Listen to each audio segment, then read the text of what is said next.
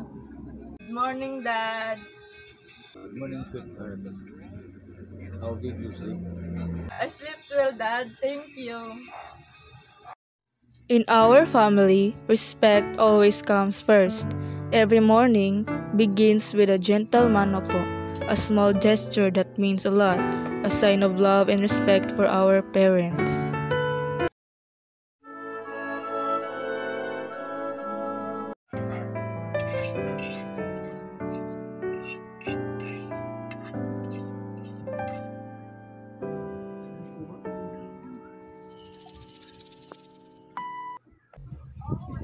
Sorry, anak, this is all we have today. Will be okay soon. It's okay, Mom and Dad. What matters most is that we're together.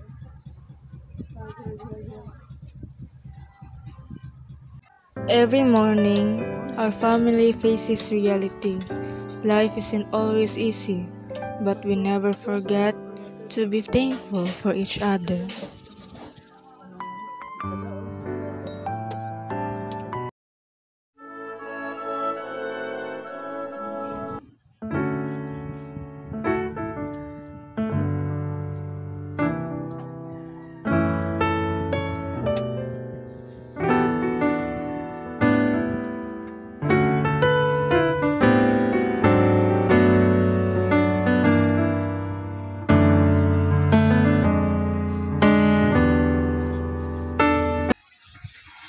Thank you for helping, anak. It's okay, Mom. You've done enough.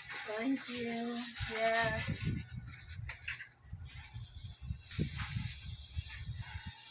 Through your own flesh, now may living, and by the Spirit, made life giving.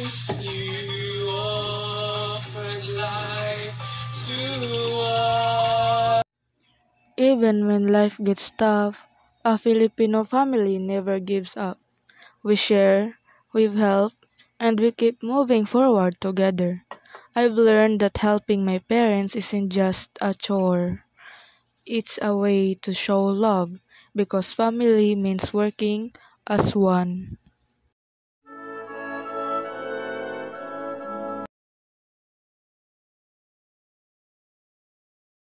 The power's out again. Well managed.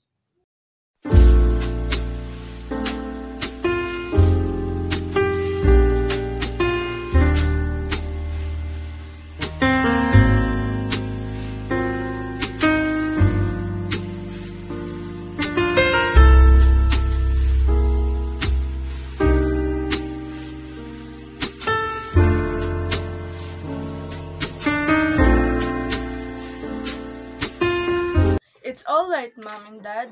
Maybe we can talk instead, just like before.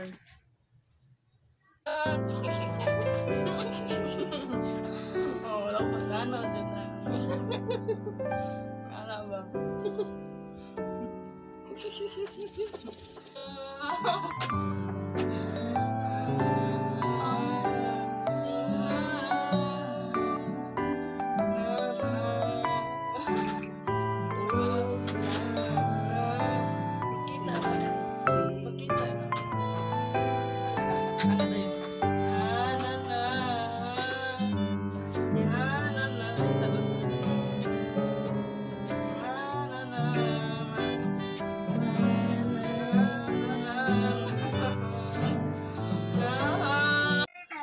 In the dark, I realized something.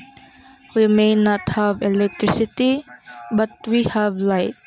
The light of love and hope that shines in our hearts.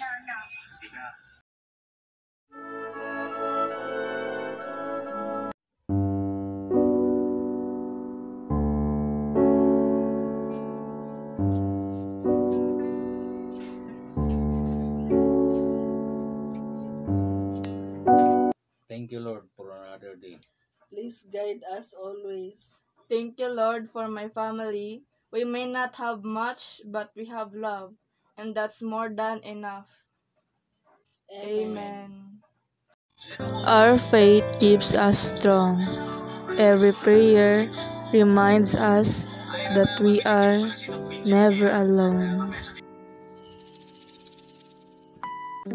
A true Filipino family is not measured by riches or comfort, but by love, faith, and unity. No matter how hard life gets, we face it together, with hope, with respect, and with love.